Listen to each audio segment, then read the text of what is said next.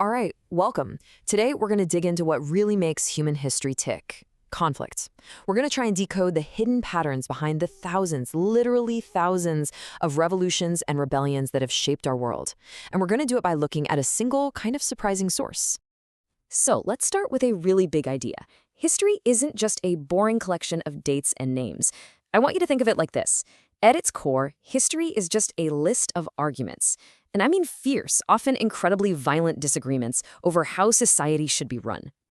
And that list, it is just staggering. Our source for this whole thing is actually a single Wikipedia page. Seriously, it catalogs pretty much every major revolution in history. And when you scroll through it, man, it's like watching humanity argue with itself for 5,000 years. It just feels chaotic, totally overwhelming, completely random. But is it really? Okay, so let's try something.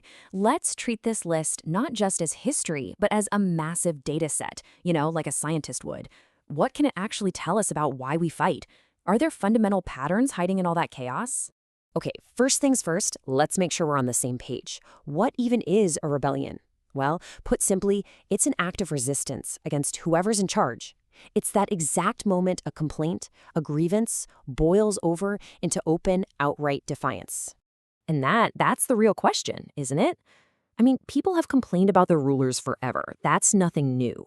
But what's the actual spark? What's the thing that takes it from grumbling to a full-blown uprising? Well, when you start to analyze this giant list, those sparks, they start to look surprisingly familiar. Yet it turns out, beneath the surface of all these different cultures, different eras, different empires, the reasons people rise up are remarkably consistent. You start to see the same core triggers popping up again and again and again, kind of like echoes through time.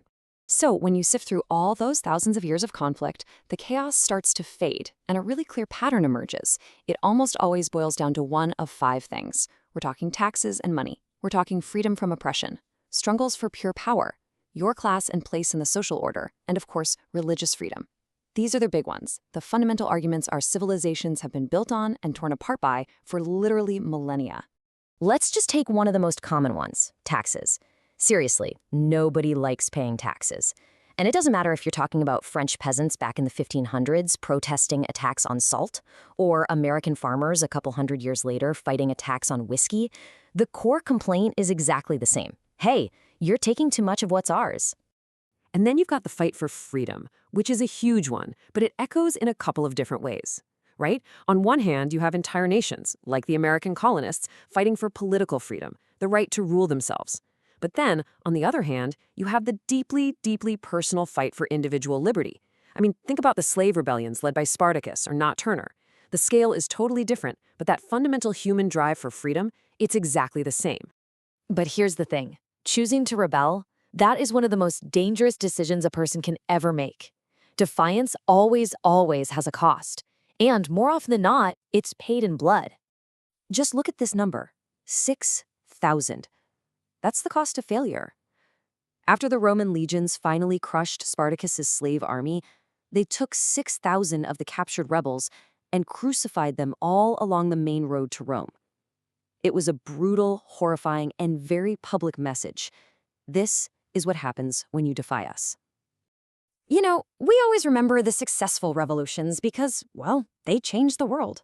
But here's the hard truth. For every single victory, the historical record shows countless failures. That big list we're talking about, it's absolutely filled with uprisings that were just ruthlessly, brutally suppressed. But then you have to ask, what does victory or defeat even really mean? Because when you look closer at the list, the outcomes are often way messier than just a simple win or loss. Let's just take a snapshot from our list, the 18th century. The age of revolution. Well, even then, over half of all uprisings, 55%, were crushed. Outright victory was actually the exception, not the rule. It's wild to think about, but the odds have pretty much always been stacked against the rebels. And you know what? Even these labels, victory, defeat, can be really deceiving. A so-called victory, like the Abbasid Revolution, might just mean you replaced one ruling family with another. Meet the new boss, same as the old boss. But at the same time, a defeat can actually plant the seeds for future success. The Irish Rebellion of 1798, It was a total, crushing defeat for the rebels, but it inspired generations of Irish nationalists who eventually won their independence over a century later. So a failure in the short term can end up creating profound long-term change. And that brings us to a final and I think really crucial insight here. This list, it isn't just a dusty record of a finished past. You have to see it as a living document, a log of a cycle that has never, ever stopped. See, every so often, a rebellion does more than just win a battle. It's a game changer. It fundamentally rewrites the rules of power for everyone. Think about it. The Romans creating a republic, the French completely dismantling the monarchy, the Russians establishing the world's first communist state. These weren't just arguments. They were entirely new rulebooks for how civilization itself was supposed to work. So when you zoom all the way out from those thousands of individual entries, that underlying pattern becomes just undeniable. A grievance, almost always one of those timeless triggers we talked about, builds and builds until it explodes into rebellion. And that rebellion either creates some kind of change or it gets crushed. And then the cycle just begins all over again. And that's the key takeaway. This history is still being written, entry by entry, day by day. The exact same grievances over money, freedom, and power that sparked revolts thousands of years ago, they are absolutely still with us today. Which really makes you wonder, doesn't it? What argument is boiling over right now somewhere in the world? And what will its entry on this unending list look like?